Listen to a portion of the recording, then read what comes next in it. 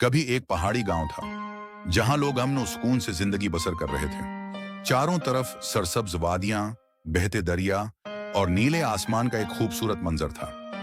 एक 15 साला लड़का अपने वालदीन के साथ रहता था, लेकिन उसका दिल हमेशा किसी अजीम मकसद की तलाश में सरगर्दा रहता। लेकिन एक दिन सब कुछ बदल गया। खतरनाक डाकुओं का एक गरवा गांव में दाखिल हुआ।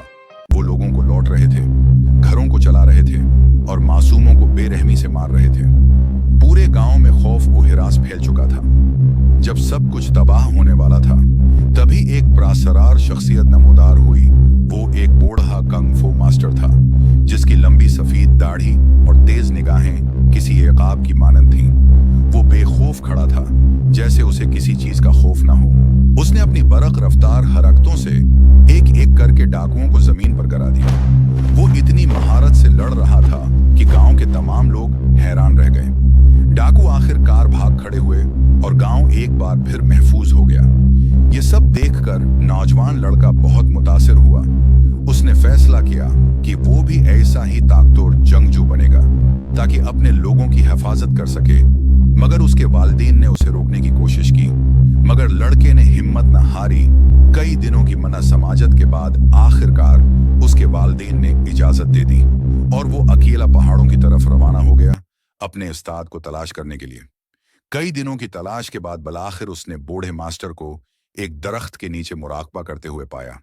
उसने झुककर अदब से कहा, मेहरबानी करके मुझे अपनी शागिर्दी में ले लीजिए। लेकिन मास्टर ने फौरन उसे सीखने की इजाजत न दी। उसने कहा, अगर तुम वाकई सीखना चाहते हो तो पहले अपनी लगन साबित करो और फिर गुजारा।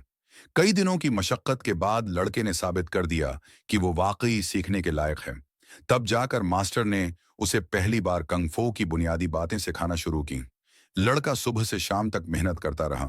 उसका जिस्म थक जाता, मगर उसकी रूह कभी हार न मालती। उसके हाथ जख्मी हो जाते, मगर वह दर्द को बर्दाश्त करता रहा।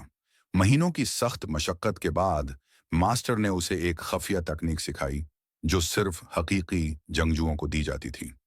ये एक ऐसा फन था जो दुश्मन को एक ही बार में शिकस्त दे सकता था। एक दिन मास्टर ने कहा, अब तुम तैयार हो? लड़का खुशी से वापस अपने गांव की तरफ रवाना हो गया, मगर वहां पहुंचकर उसे खौफनाक हकीकत का सामना करना पड़ा। डाकू दोबारा गांव पर हमला कर चुके थे, मगर इस बार वो अकेला न था। वो अब एक तरबियत याफ्ता जंगजू था और उसके दिल में कोई खौफ न था। उसने अपनी तमाम महारत का इस्तेमाल किया और डाकुओं को शिकस्त दे दी। गांव वाले खुशी से नारे लगा रहे थे और मास्टर एक पहाड़ी से खड़ा ये सब देखकर मुस्कुरा रहा था। अब वो सिर्फ एक तालिब इल्म न था, बल्कि एक नया उस्ताद बन चुका था।